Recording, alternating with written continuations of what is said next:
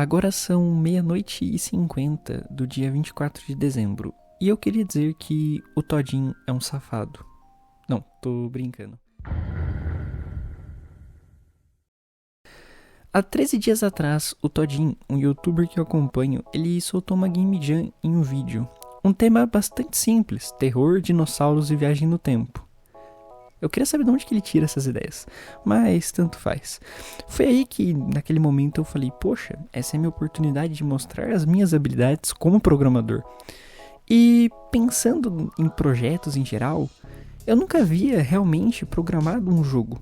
Apesar de eu já saber programar há bastante tempo, essa era uma tarefa nova, porque eu nunca tinha feito um jogo até o final.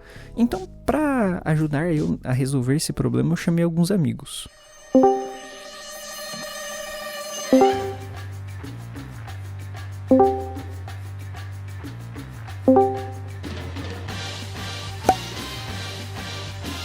Com esses caras seria mais fácil terminar, pois a gente tinha uns 10 dias para fazer tudo. E nesse vídeo eu vou te explicar como nós criamos um jogo de terror sem nunca ter criado jogos. Decidimos que seria um jogo 3D e que a premissa seria fugir de um dinossauro enquanto tentávamos voltar ao nosso verdadeiro tempo. E para criar tudo isso, utilizamos a Unity, uma engine bem famosa no mercado de jogos que possui diversos títulos notáveis.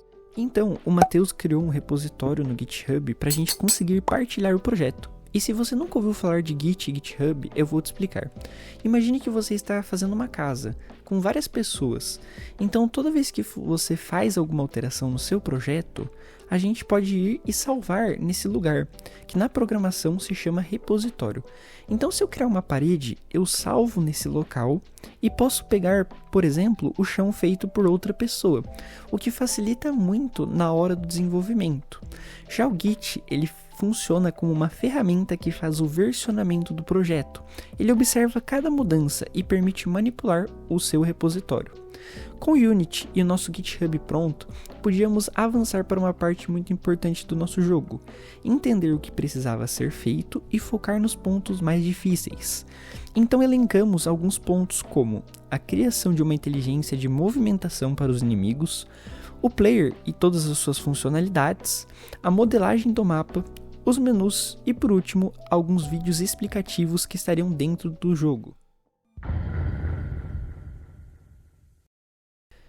Entre os principais pontos que a gente havia olhado antes, a gente começou pela movimentação do player, algo que foi realmente muito rápido de se fazer, e em poucos segundos o nosso player, ou melhor, a nossa representação do que seria nosso player, já estava se movimentando. Com essa parte finalizada, o Rafael ele começou a mexer na parte de código de IA. E pensando um pouco, eu falei algumas ideias de como funcionaria o inimigo. No caso, ele ia possuir um campo de visão, e caso o player entrasse nele, o Dino ia perseguir o nosso jogador.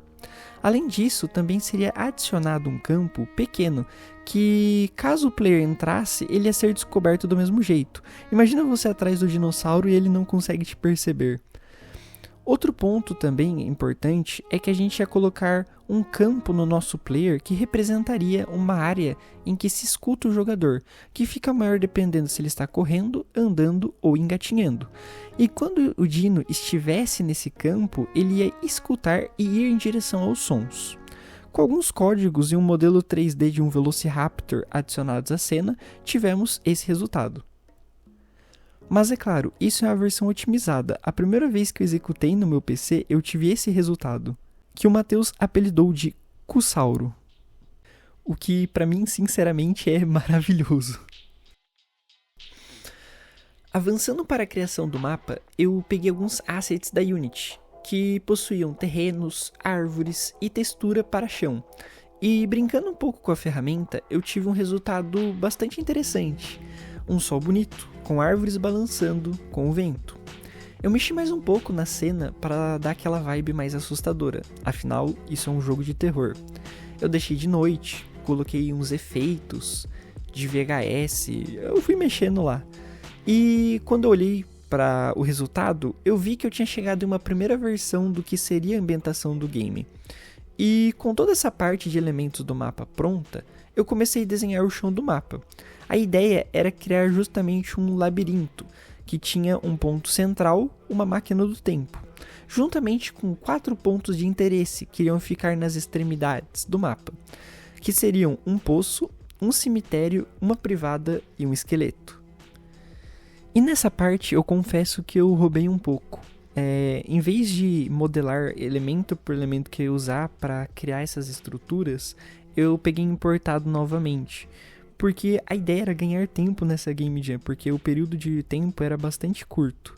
Então, para dar aquela facilitada, eu usei os assets prontos.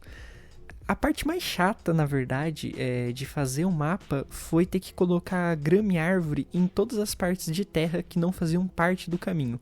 Mas nada que algumas horas não resolvessem. E depois desse tempo aí, com o meu estilo artístico, eu até que gostei do resultado novamente. E a gente tinha um mapa, então, funcionando e era começar a juntar as coisas. Nesse momento, eu estava muito ansioso para testar o player com a lanterna e o inimigo dentro do mapa.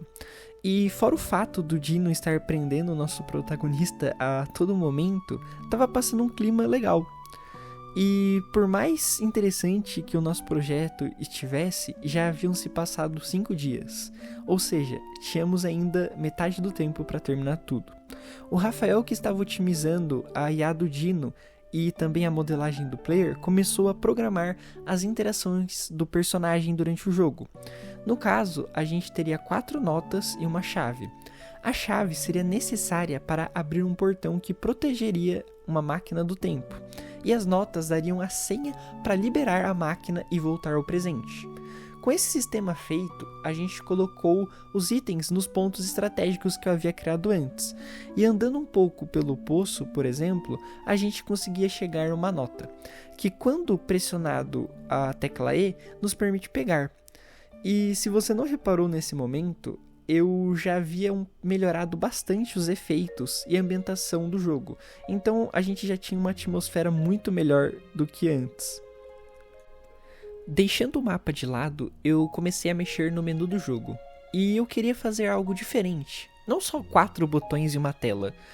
E pensando um pouco, eu decidi que ia fazer algo no estilo do God of War, que quando desse o player, iria acontecer alguma coisa que está relacionado ao cenário do menu. E nada que um pouco de animações pré-programadas em C# não resolvessem. Eu coloquei uma TV na cena e uma lâmpada falhando. E ficou desse jeito.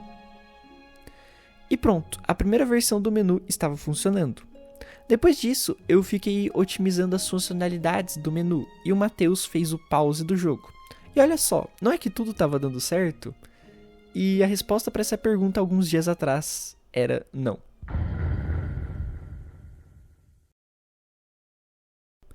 A gente passou por diversos bugs, desde os mais idiotas aos mais complexos. Por exemplo, eu fiquei uma noite inteira praticamente tentando entender por que o maldito de um áudio ficava bugando entre a troca de cenas. O Rafael, por exemplo, teve que otimizar a câmera do player umas 200 vezes, porque como a câmera estava dentro da cabeça do personagem e tinha animações dele mexendo, a câmera ficava tremendo e ficava muito ruim de você conseguir jogar. Você ficava até com tontura tentando fazer uma gameplay do jogo.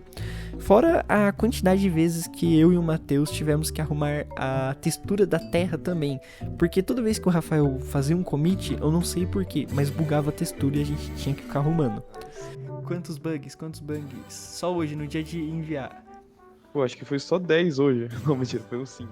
Mas o importante é que no final tudo deu certo. Obviamente, eu não poderia esquecer do meu editor, músico e irmão, que fez a maioria das músicas e preparou os áudios de ambiente do jogo. E uma que particularmente eu achei perfeita é a que toca em todo momento de fundo do jogo. Escuta isso aí e fala se realmente não dá uma tensão. Depois de algumas edições de vídeo e diversas otimizações, chegamos em um resultado final. E no último dia, postamos na Game Jam do Todinho. A gente já pode ver a logo do Chronosaur ali em cima. A gente tem a logo do Chronosaur. Ó, muito bem feita, né? Nem a mesma fonte que a gente usou lá no menu. Uma descrição aqui, ó, nem alinhada, mas Tá bom. Não, isso aí é estilo, tá? O sobre nós, ó, pra seguir a gente. Só eu que tenho o Twitter. Né? Só você usa Twitter nesse negócio. As imagens, ó, essa do post ficou boa. Essa do post, Ficou da hora. ó. Essa do Dino ficou legal também. Ficou bem. Olha, essa cabine ficou mais da hora, mano. Falei, mano, essa luz vermelha aí. Não, ficou não. A luz vermelha deu um toque, tá ligado? Profissional. É. Acabou, né? Acho que não tem mais nada. Ó, já tem, ó. Tem um esqueleto. Tá aqui, ó, seu parente, cara. Olha lá, olha lá. Aqui. Olha lá, eu sei. Você, não é? Eu não eu depois de terminar o jogo. Aí, ó, eu depois de terminar o jogo. Olha como eu tô. Só que tinha ainda mais um detalhe. Depois de um intenso treino de pernas, que eu cheguei tremendo em casa, mais ou menos umas 8h10 da quarta-feira do último dia, eu fui olhar dentro da Jam o nosso jogo, né? Afinal de contas, eu queria ver, né? Ou será que alguém já comentou alguma coisa, né? E aí eu comecei a rolar a página lá, ficava dando F5, recarregando e não aparecia nada, né? Foi aí que eu olhei e percebi, poxa, eu acho que a gente não publicou o nosso jogo. Então eu comecei a ligar que nem um desesperado no grupo do Zap e olhar pros caras e falar o que tá acontecendo. E aí a gente se reuniu no Discord e a gente olhou e realmente a gente tinha não publicado o jogo. Tinha faltado literalmente clicar em um botãozinho verde lá em cima pra postar dentro da Jam. E por essa sorte do destino, faltando algumas horas pro encerramento dos envios, a gente conseguiu postar.